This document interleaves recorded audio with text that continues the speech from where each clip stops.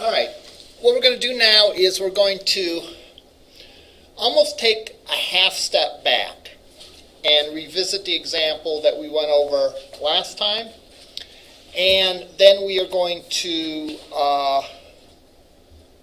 make an effort to understand the principles of why we're doing things the way we're doing them on Razor pages, and talk a little bit about the difference between this and the MVC format that maybe you've heard about, or model that you've heard about. Well, I hope you've heard about it because it was one of the homework assignments to do at least a little bit of research on it.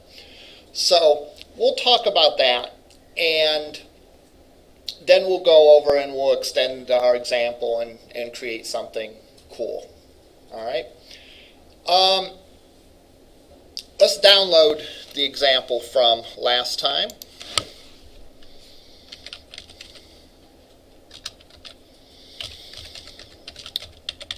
I think it's important not just to know how to do something, but know why you're doing it that way, is sort of the bottom line for the first part of this lecture. Because the specific way we do things changes over time. But the reason that we do things oftentimes stays the same. All right, if that makes any sense. In other words, when I was programming in college, there wasn't a web. And I wrote code in COBOL. And yet, we created functions the same way, for the same reason. A good function then, same reasons that a function is good now. And when you architected or designed your code, you had certain things in mind, namely maintainability, that you still have in mind today. So the details may vary, but the general principles sort of stay the same. So let's look at the example we left off on last time.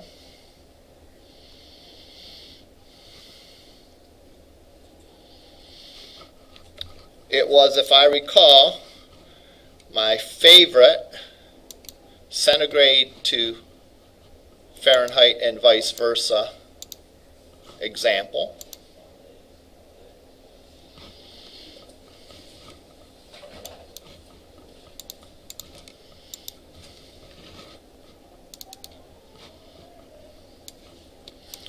And what's more, you're going to have to do this without seeing it on the screen. That was a joke. But you should know it that well. Or if I say line 3 of this thing, oh, that one. Yeah, I remember that one.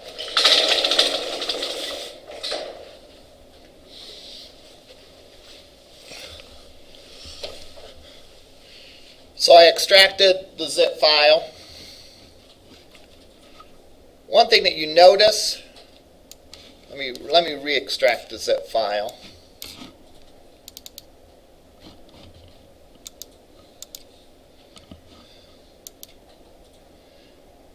If you keep zipping and unzipping and rezipping and unzipping, things get a folder deeper each time.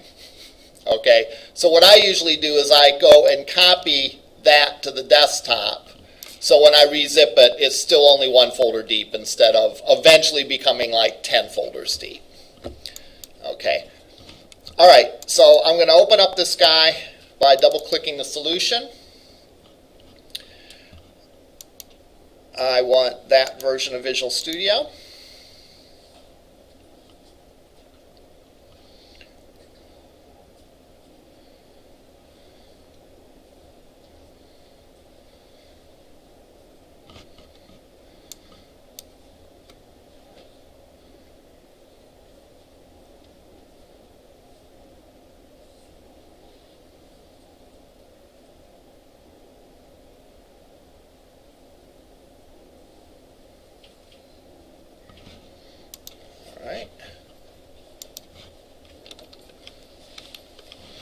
Go and run this. I'll remind you of the behavior. before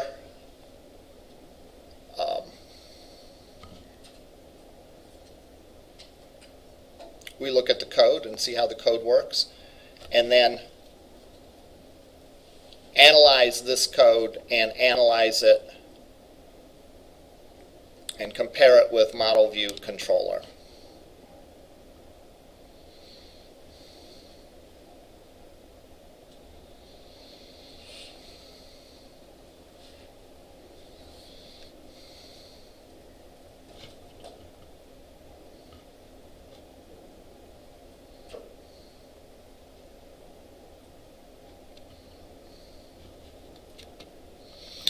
All right, here we go.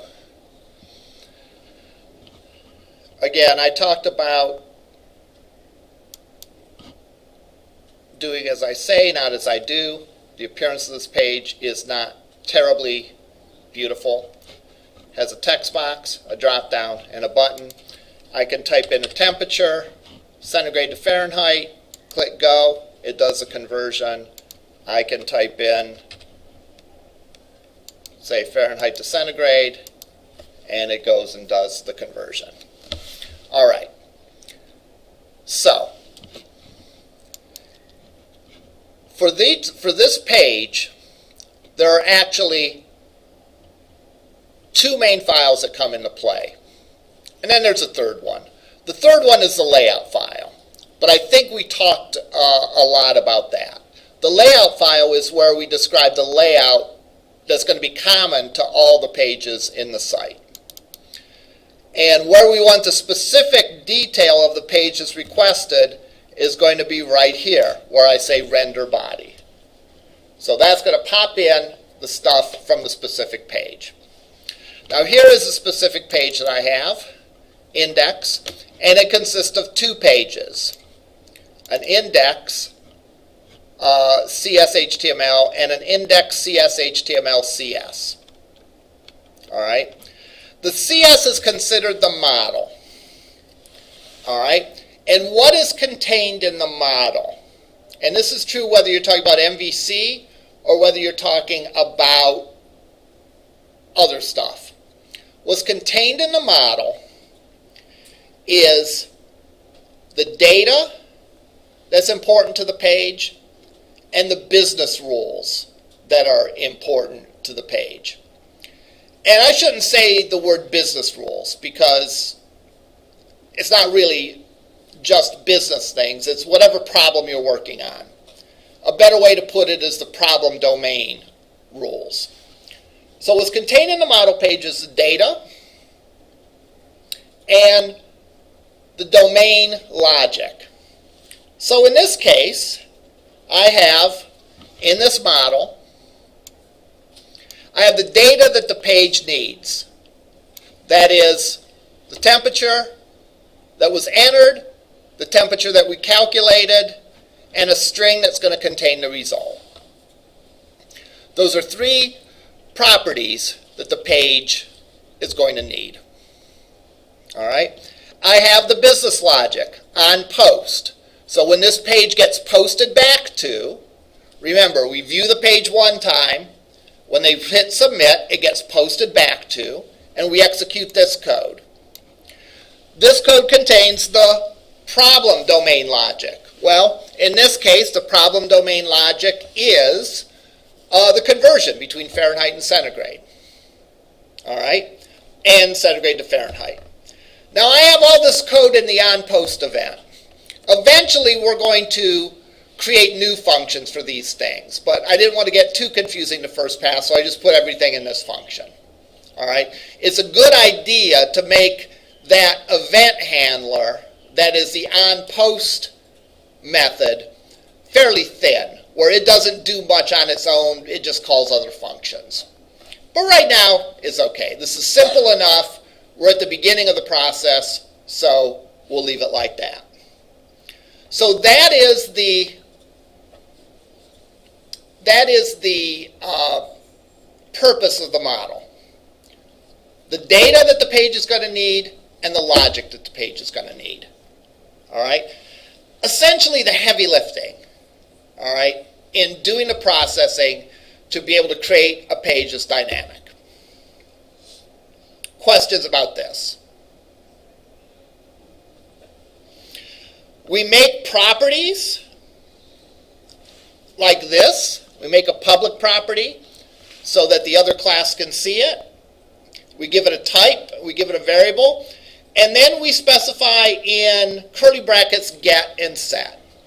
What that does is that actually makes this into a property, which allows, which in other words, it generates a little function to get and set these values, which we can later on override if we need to.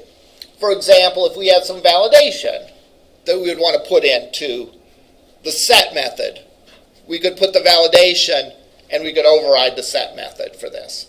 But if it's just assigning the value to the property, that automatically gets generated for us. Now this page is connected to the index.cs HTML. And the CS HTML is sort of the view, and it's sort of the controller as well. All right?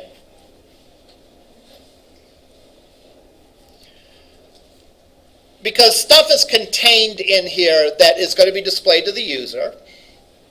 That makes it the view. And the model and the view are connected together by the logic in this page. Now, we could have programming logic, all right, in this as well. We could write C# code here as well, all right? But typically, to make the separation cleaner, most of our programming logic is going to be in the model, in this one. All this really does is assigns a variable and pulls data from the model. This is virtually HTML code with just a few calls to data that the model holds in order to display the results correctly. So we can have logic in here, but not a lot of logic in here. Just, in this case, mainly just pulling the data that gets processed as part of the model. Questions about this? In the model view controller, you actually have three separate classes. The view is what the user sees. The model is, again, the business rules and the data that the website needs. And the controller is sort of what connects those two together and allows them to talk together. We sort of crammed all that logic into these two files. All right? And therefore, the model, the data and the logic is in the CS file, and the CS HTML file is sort of like the view and the controller, if you want to look at it that way. The idea of this is when you keep things separate, it's good. All right? We keep HTML separate from CSS. Why? Because that's good practice. Imagine if you're working at a large company. You could divide the labor. You could have your CSS expert only cranking out CSS files, and other people use those files. On a project like this, with the Razor pages, you could have your best C# coder coding the models, and your best HTML, CSS person doing the views. So you're leveraging their skills. All right? The person that knows the HTML, they don't have to spend a lot of time understanding C#. All they have to understand is, hey, here are the properties that are available. If I want to pop them on my web page, I just put @model dot whatever the name of the property is. So even if you don't know much about C# at all right, you can create the view part of the Razor page. So you can maximize efficiency by having people work on one or the other. in general, when you can separate code into components, it lends to a better, more clear design. Now, this is sort of a scaled-down version of the model view controller. And it's good for probably simpler, smaller sites. And it's a good one, I think, to start learning. Model view controller takes a lot of these same principles, but really separates it out where you have separate files for each thing, and they communicate. So this is the approach that we're going to take. All right. What I want to do now is I want to write a web page that plays a little silly game. All right? It's a dice game that is called high and low. All right? I use this as a demonstration in a lot of my classes because it's a game, but it's not a particularly difficult game. All right? The way the game works is like this. The player selects whether they think the roll of two dice, yeah, is going to be high, low, or 7. All right? So what could two dice, this is so confusing for me. What could two dice, what are the range of values for two dice? I can tell them in a programming class what kind of dice. We're talking standard six-sided dice. Okay, I realized as soon as I said it, I should have clarified that. What is a range of values that you can get on two standard six-sided dice? 2 to 12. 2 to 12. All right. What's the most common number that you're going to get?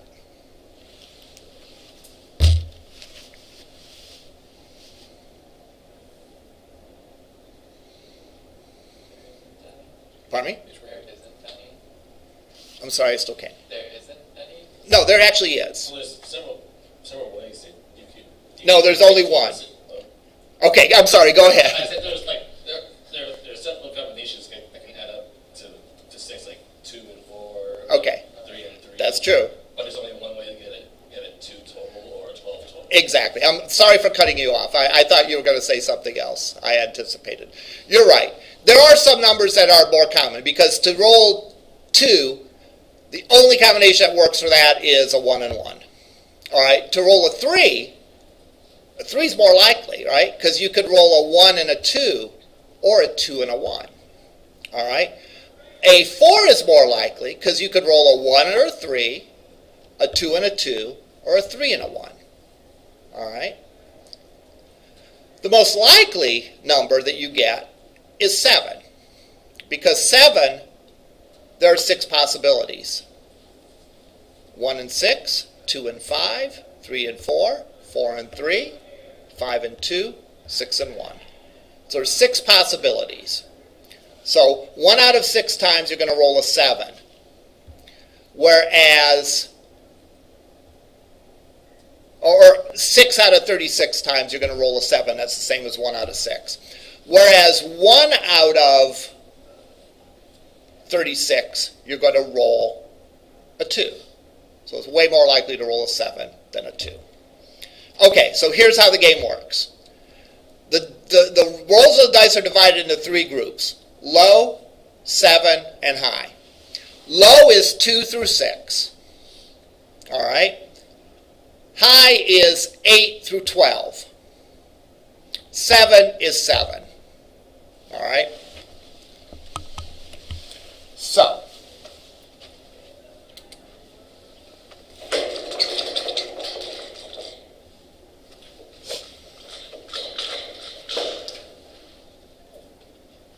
low is 2 through 6. 7 is 7. High is 8 through 12. Okay, what are the odds of getting all these? Well, with 2 dice, 6 sides, the first dice can take any one of 6 possibilities. The second dice can take any one of 6 possibilities. That's 36 possibilities. Okay? So, we already said 6 of those combinations are 7s. Right? 1 and 6, 2 and 5, 3 and 4, 4 and 3, 5 and 2, 6 and 1. So you have a 6 out of 36 chance, or a 1 out of 6 chance to roll a 7. Well, we could do the math if you wanted to. Alright? But that's 6 out of 36. The chances that you're not going to roll a 7 is 30 out of 36. And these are evenly split between these two, so the chance of running a low is 15 out of 36. Chance of rolling a high is also 15 out of 36. And we can simplify that to be 5 out of 12.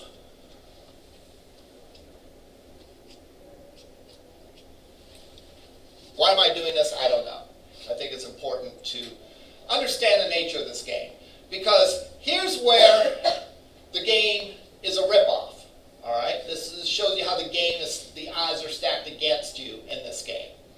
And again, I'm sure there's no casinos where you play this game. This is just a game for kids. Alright? But the payoff is you get paid even money on this. You get paid 4 to 1 if you pick 7, and you get paid even money if you pick that. Well, that's a ripoff, right? Because your odds of winning are 1 out of 6. You should get, if this was a fair game, you should get paid 6 to 1. So if you bet $1, you should win $6. Well, you only win $4. And in this case, if you bet $1 and you win $1. So you're getting paid even money, whereas in this case, you're getting paid, your odds are actually less than 50-50. So you have a better than 50-50 chance of losing your dollar, in other words. And you have a 5 out of 12 chance of winning $1. All right? So that's a ripoff, right? Okay, so that's how the game works. So let's imagine what this game is going to look like on our screen. We're going to have a screen, and we're going to start small. We're going to build this. All right? We're going to have a drop down. This is going to have 3 options: low, 7, and high. The user picks one of those. Presses the submit button.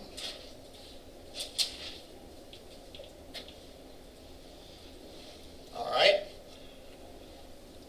The submit button is going to look at their choice, roll the dice, in other words, randomly generate 2 numbers from 1 to 6 and add them together and see if they win or not.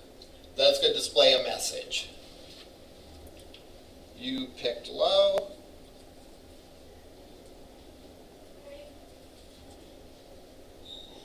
Dice were 3 and 5. You lose. All right? Or you pick low. Dice were 3 and 2. You win $1 or whatever. Now later on, we're going to have images here. So, even though functionally it does the same thing, if it was a game, you want to see the dice. You don't want to see, hey, you rolled a 4 and a 2 or whatever. You want to actually see the dice. So later on, we're actually going to display the dice.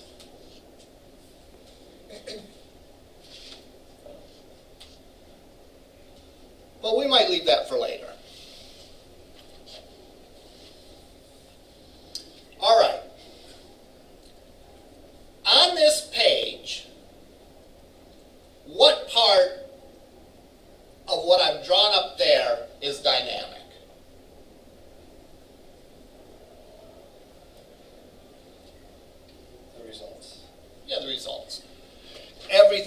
here on down is dynamic.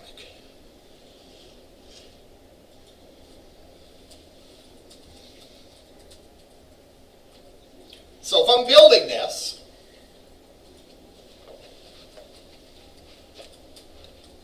I have to be able to supply to my page what the user picked, what the dice rolls were, later on, the images of the dice, what the images are, and then finally, a message that says whether you've won or lost.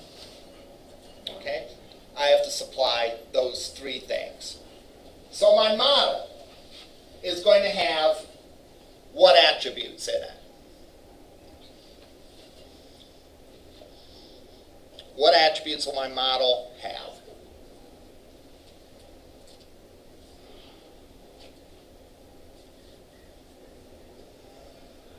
The bet amount, the result, dice 1, dice 2, or die 1, die 2. Yeah. It'll have the model, will have as attributes the user choice, which we could express a couple different ways, right? We could express it as a string. We could express it as a number, all right? We could use something called an enumeration, all right? For simplicity's sake, we're going to make this a integer. So we're going to have an integer for the user choice. 0 means they pick low. 1 means they pick 7. 2 means they picked high. So we're going to have an attribute. Actually, I changed my mind.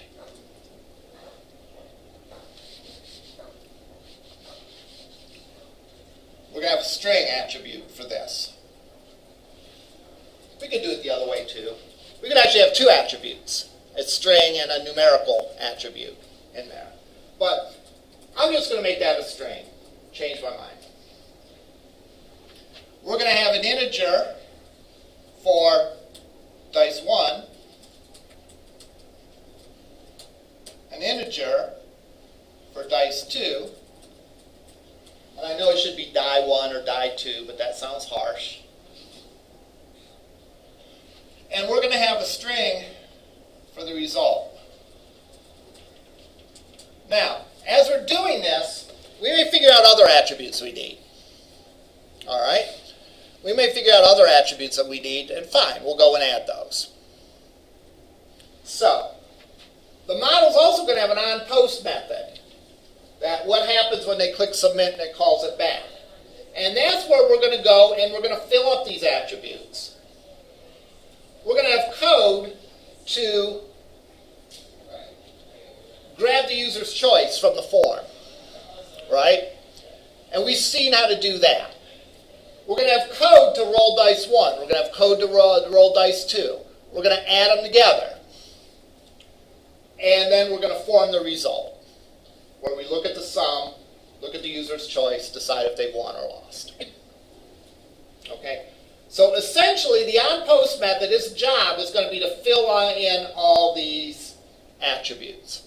Because this is the stuff the page needs, the CSS_HTML page needs to do its job. What's the view going to look like? What's the CSS_HTML page going to look like? This is going to be static, plain old HTML. These three things are simply going to be asking the model for the data that it derived. Okay? Asking the model for the attributes that have been derived, have been calculated. Okay, let's take a stab at this. And I'm going to do everything first in just one giant on-post function. Then I'm going to change it a little bit to break things down into functions. Because again, breaking stuff down into smaller pieces seems like programming 101, right? Taking a big task and breaking it down into components or smaller pieces or smaller functions or whatever. We don't have to get there in one leap. We can take a shot and get it working and then look at it and see, can we improve it. And that process is sometimes called refactoring. In other words, I look at it and it's like, okay, this works, but I can write a little bit better this way. I can break it down, make it a little more clear to read. When I say code is better, what do I mean? Well, I can mean several things, but one of the things I mean is that it's easier to change. That's one of the main things I mean when I say this code is better than that code. It means that it's easier to change, it's clearer to read, and therefore if I have to change anything, if I make a version of this game for a 20-sided dice, all right, the changes I need to do are minimized. That's the goal. All right? So let's go and let's try to make this. And we'll probably get a version going today. And then maybe we'll talk more about it next time.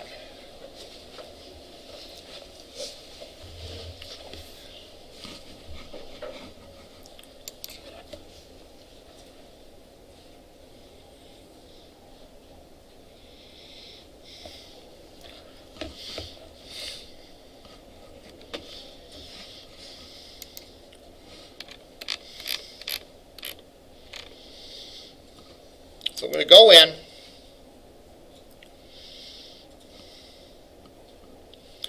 and I'm going to create a new project. It's going to be an ASP.NET Core application. I'm going to call it high-low. Game.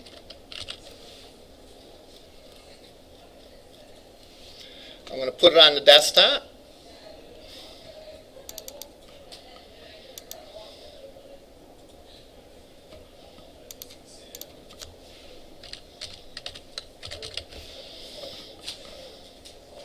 Click Create. I'm going to put the solution and project in the same directory.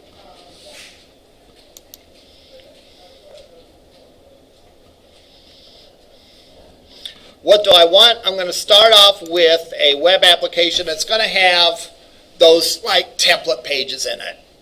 Again, I'm just doing this in the interest of time.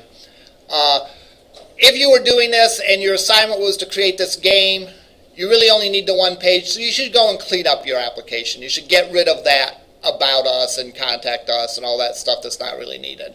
I probably won't do that. Okay. Click Create, and away we go. I'm going to put this game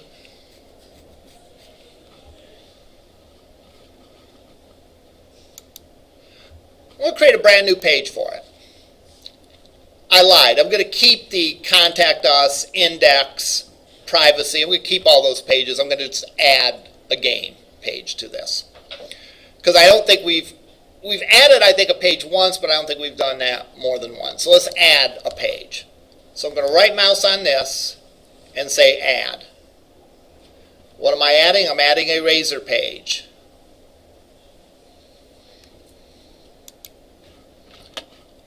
Click add.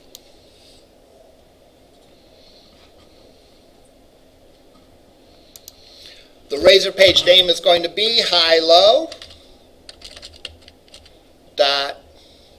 .cshtml. I do want to generate a page model class.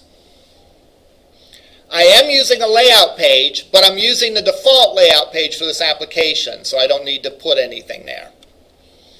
And I can click Add.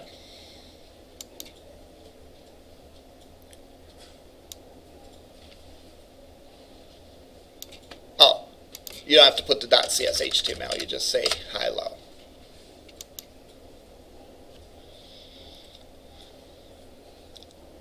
And there you go.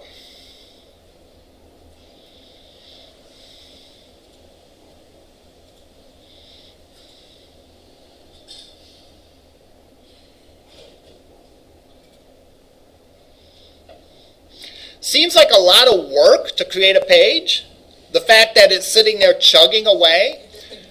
It's saying scaffolding. What it's doing is it's generating stuff for you. All right, so be patient. It's doing it quicker than you could type this stuff in. All right, so don't complain. All right. First thing I'm going to do is I'm going to go and add this to the navigation. Where would I go and do that? Index. The layout.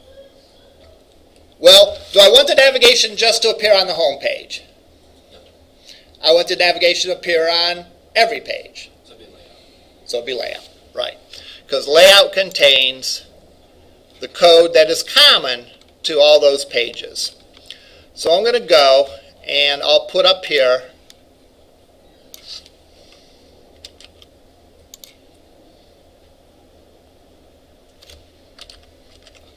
an LI. The page name is high-low. And the description will be high-low dice game. All right, so it's on the navigation now. So I'm going to go and put on this, and again, I'm not spending tons of time styling it or whatever. I'm going to go the stuff that it needs from a user interface perspective. All right, right now I'm working strictly on the UI. So I'm going to go in and I'm going to say, I need a drop down.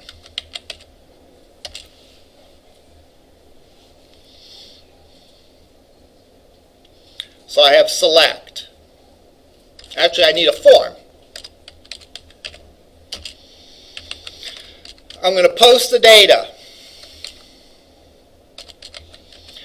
That means it's not going to appear on the query string. It's going to go through the forms collection as part of the request. I'm going to leave the action blank. What does it mean if I leave the action blank? What is the action of the form if I leave it blank?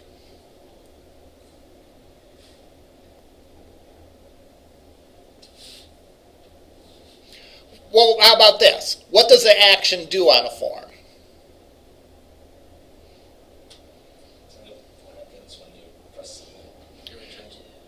Is what happens when you press submit. Can someone clarify that? What does that mean? Can someone maybe be a little more precise in saying that? Because that's right. But what is it?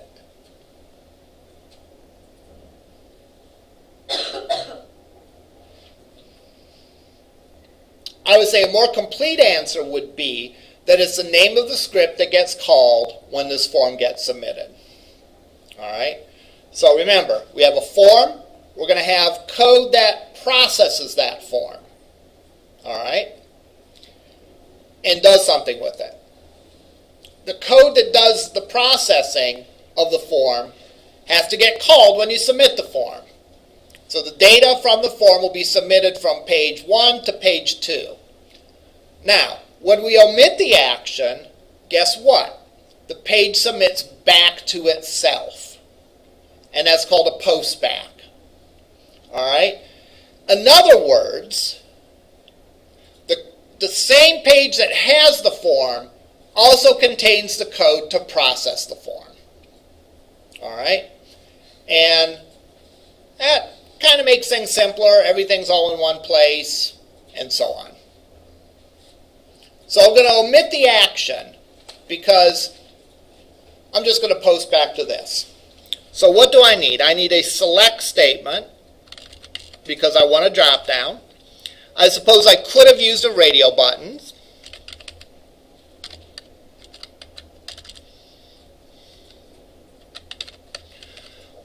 Name equals user choice.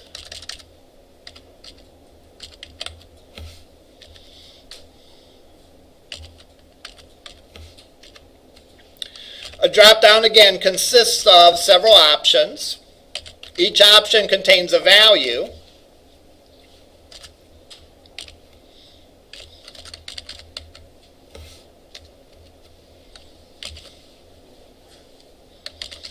And the text that we're going to display.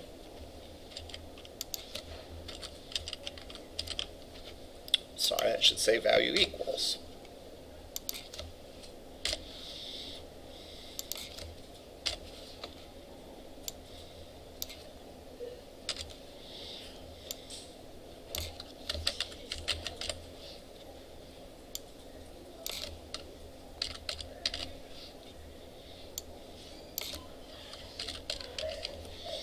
Then I need a submit button.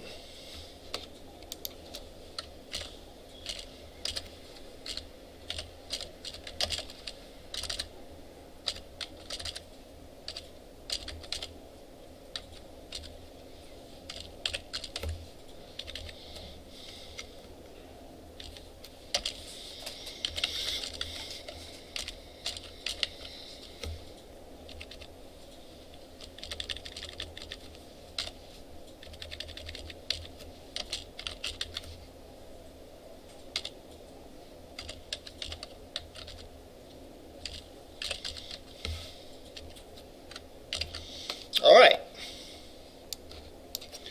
This is, if you remember my drawing on the board, the static part of the page. All right? So I can test this.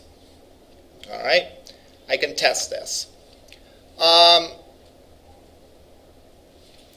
Now, it's not going to do anything, but I can just make sure that visually it looks correct and the form displays. I can hit submit and submit the form and so on. So let's go and run it.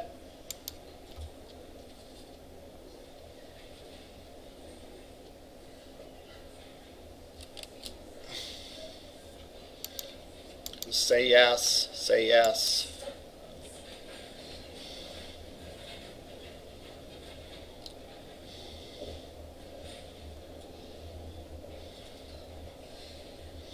It actually will take longer the first time, I would think, because of the compiling it does. I'll accept the cookies. There's my high-low dice game. I click on it, and I think it's looking to the next page. pardon me? I think the navigation button is that button is linked to the index page, not the main page. No, I think you're mistaken because it says high-low up there. On home it says, oh no, maybe you're right. Let's take a look.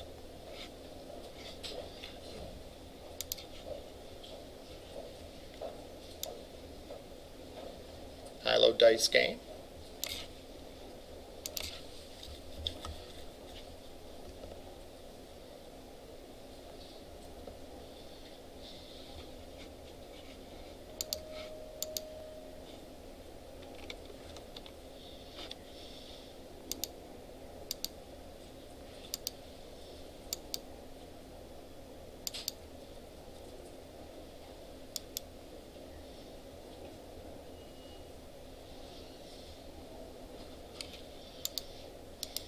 You can always do a view source to see what the HTML that got generated is.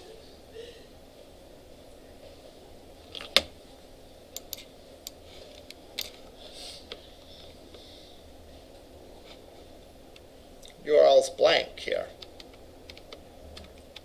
I swear I thought I typed something in there. Let's go back and look.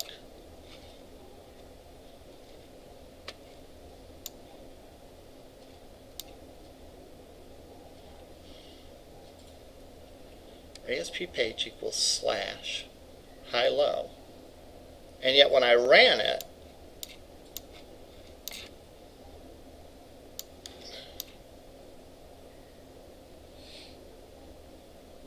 yes.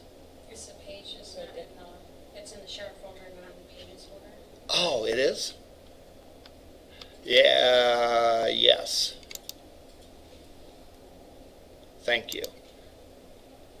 Should be in the pages folder.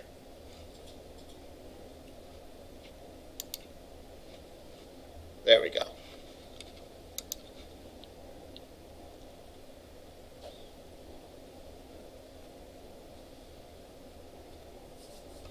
Did not notice that when I created it. Let that be a lesson to you. That's why I made that mistake on purpose. All right, there we go. We click that. We notice that the page Blake's, so it's calling itself back.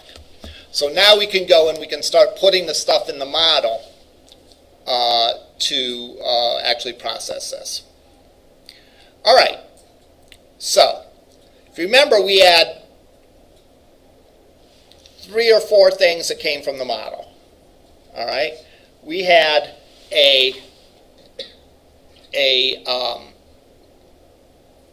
what the user's choice was. We had the roll of the dice, and then we had a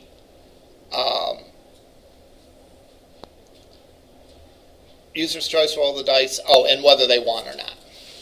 So let's work on this one at a time. So this is going to happen in the model.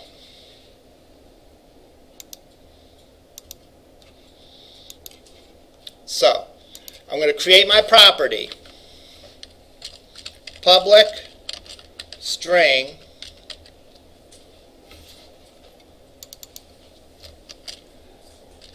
user choice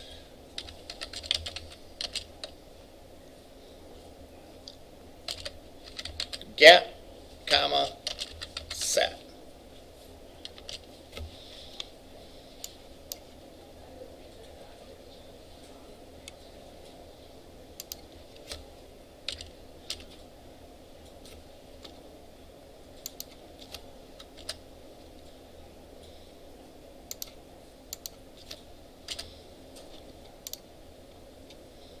Should be colon or comma.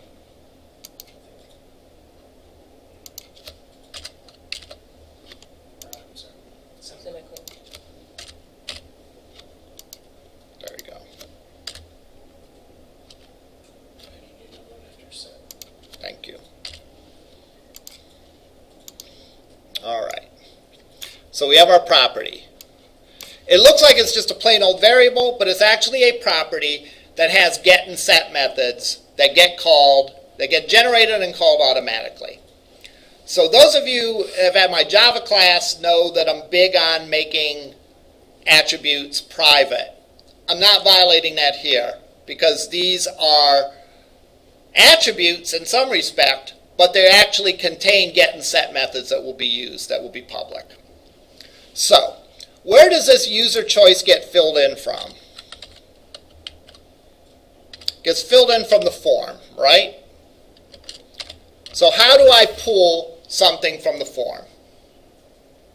You gotta call the attribute or the name that. I do. I have to use the name that it was on the form, but there's something I need to do before that. Request.form. How do I know it's request, first of all? I mean, this is kind of a simple question, might be a dumb question, but how do I know that it starts with request? Because we're requesting it. This is something that's coming from the user. Remember, stuff that comes from the user is going to be in the request object. Stuff that you send to the user, that you send to the client, is going to be in the response object. So I know, even if I don't remember anything else, I should know that it starts off with the word request. Well, where is it requested? It's part of the form. And what is it called? Well, it's called whatever name I called it on the form. In this case, user choice.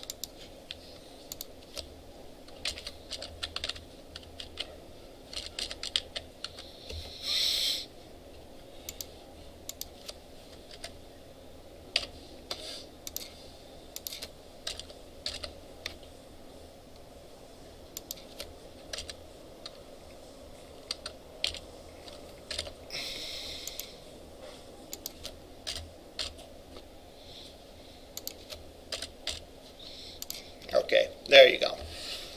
So what does that do?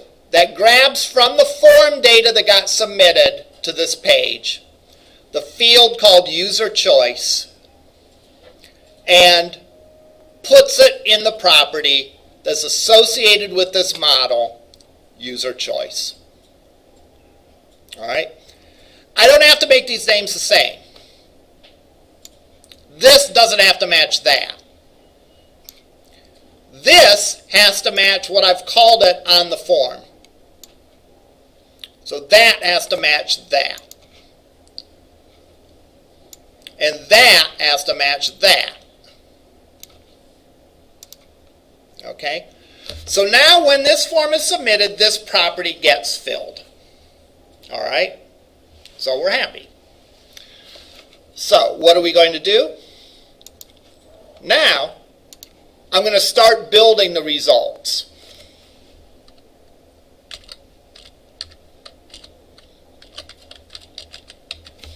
And here is where my page, my view, is going to start requesting stuff from the model. Okay? Because if you remember the drawing up there, after the button was the dynamic stuff. The stuff that's going to get filled in from the model. And what was the first thing?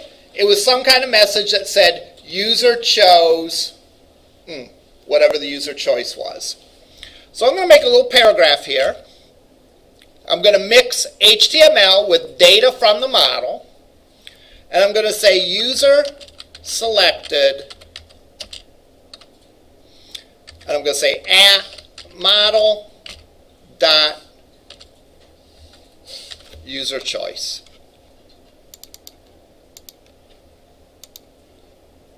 So that's going to take what got filled in, when this form was posted back, in the attribute user choice, and it's going to pop it right here. So notice this view has server-side code in it, a little bit. But most of the brains, most of the heavy lifting is going to happen in this page, in the model.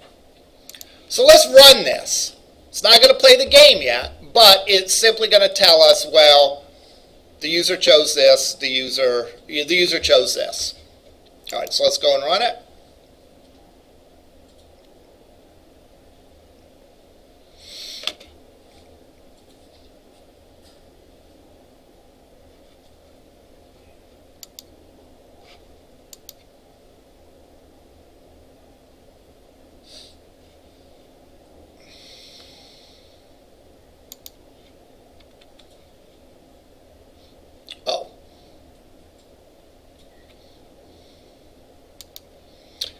I got an error because this should say on post. Let's see if that makes a difference.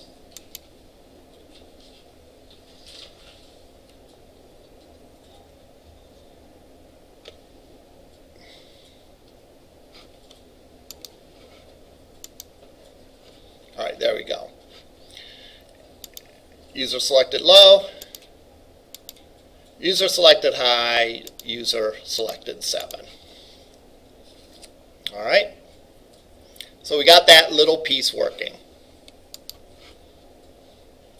Model supplies the data. Remember that. The CSS page, your view, uses static HTML plus the data it pulls from the model to do its thing. So let's go to the next thing. Let's roll the dice. All right. I want to make 2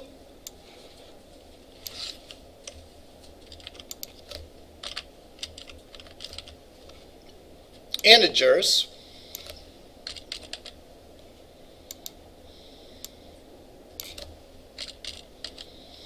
We'll call it D1 and D2.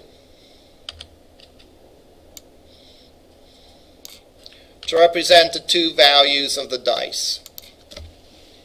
How are these going to get populated? These don't come from the form, right? So how are they going to get populated?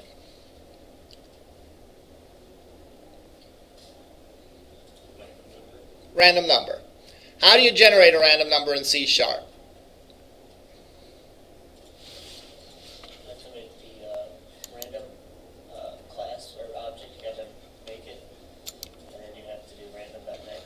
Okay.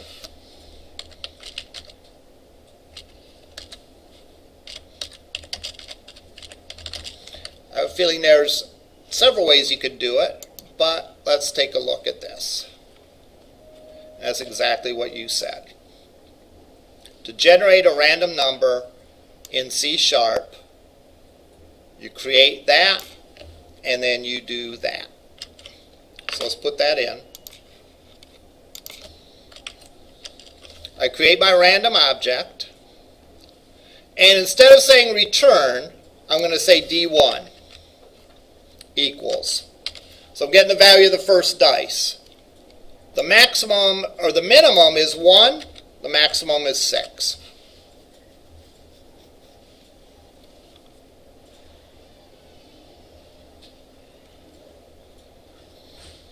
The exclusive upper bound of the random number returned. Do I make this 6 or do I make it 7? 7. I think I make it 7. But you know what? That's why we're going to test this. If it rolls a 7, I know I should have made it 6. All right?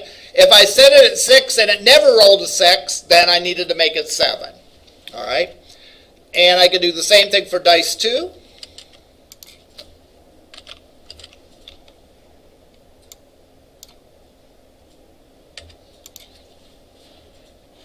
All right. And I can say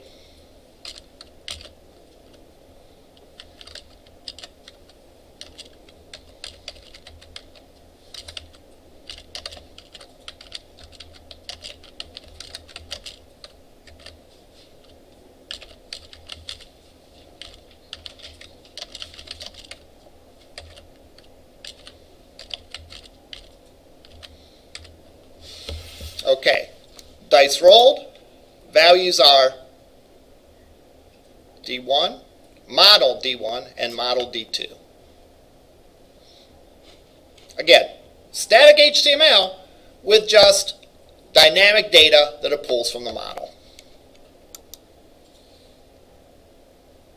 Run this again.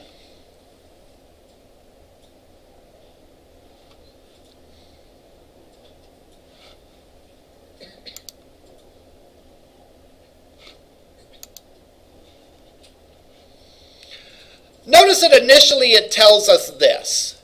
So before we even get a chance to play the game, it tells us user selected blank, dice rolled 0 and 0. Just bear with us for now. We'll leave that in there for now, and later on we'll come and fix it. All right?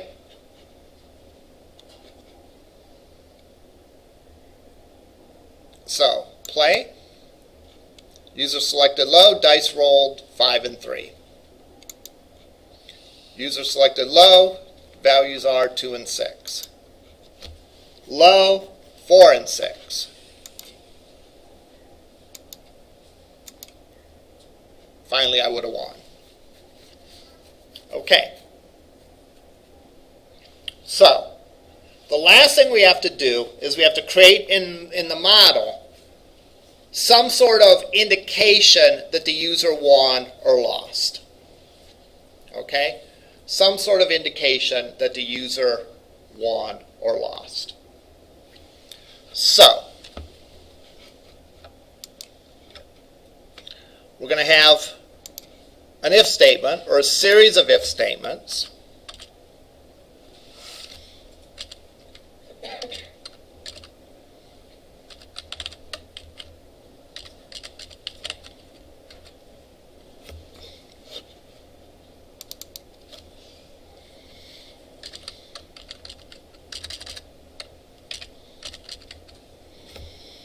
And you could write this a bunch of different ways. Why did it tell me I was lazy? But this is the way I'm going to write it.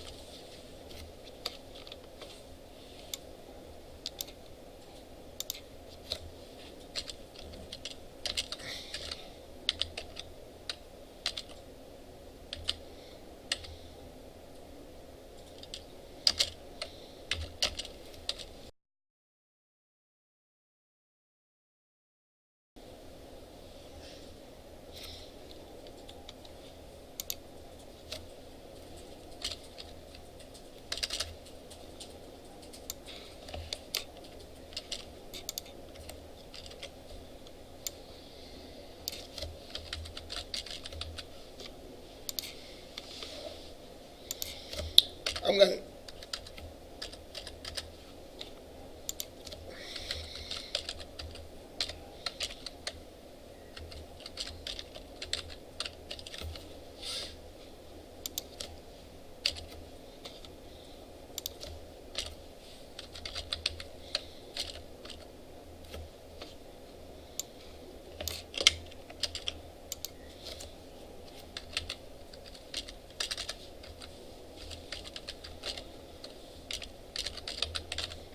So I'm going to populate that variable, that property, with either winner or loser,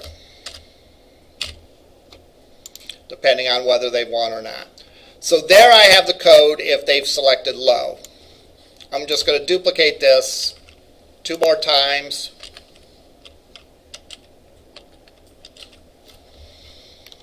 And say if user choice equals 7, if D1 plus D2 equals 7 is a winner. And finally, if the choice equals high, if dice 1 plus dice 2 is greater than 7, then results are winner, else results are loser. So, I have the results here in a property. That property gets set. And now I'm going to include a paragraph that simply pulls the value of that property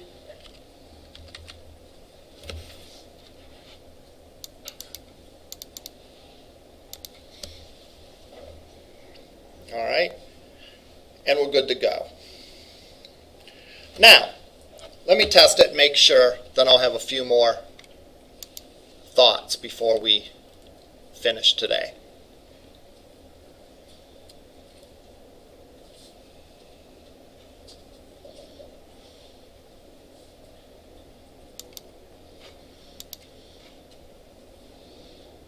So I pick 7 and I play. 4 and 2 I've lost. Shoot. I'll pick high and I'll play. Lost again.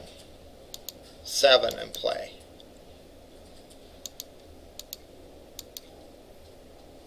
Hey, I won. Okay. Now, here's a way I could have done this page. And now that I think about it, I wish I would have done it this way. I could have simply made a static HTML page for my CSS_HTML and just hard-coded stuff in.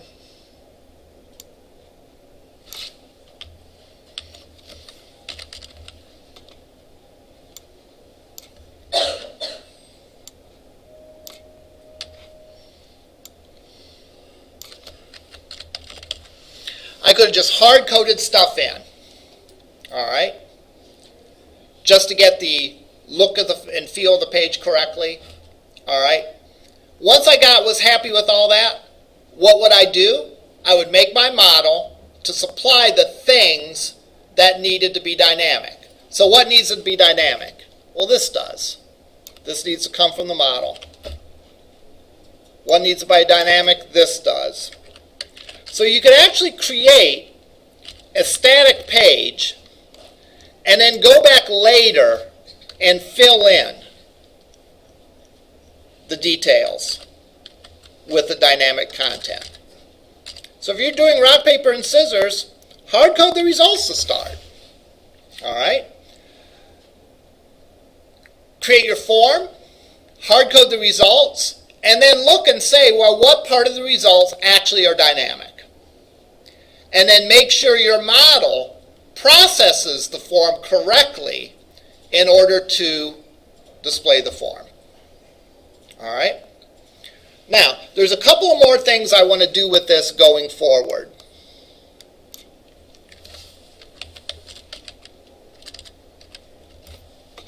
All right? Oh, yeah, model. Shoot.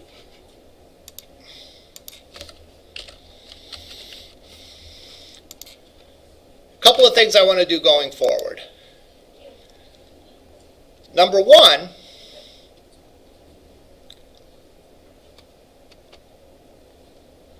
I want to get rid of this because we don't have any cookies. There's no privacy issues on this page, so we might as well get rid of it. All right. Number 2, the results shouldn't display until you've played the game. All right. And maybe if the results display, we don't display the form again. We have a link to say, click here to play again, or something like that. Maybe. All right. I want to actually keep track of the wins and losses using the payoff values that I defined on the board, that they get paid 1 if they select low or high in our winner. They get paid 4 if they select 7 as a winner. So I want to keep track of the dollar amount that they have, or chip amount, or whatever you want to say, credit amount. The third thing I want to do is I want to break this code up.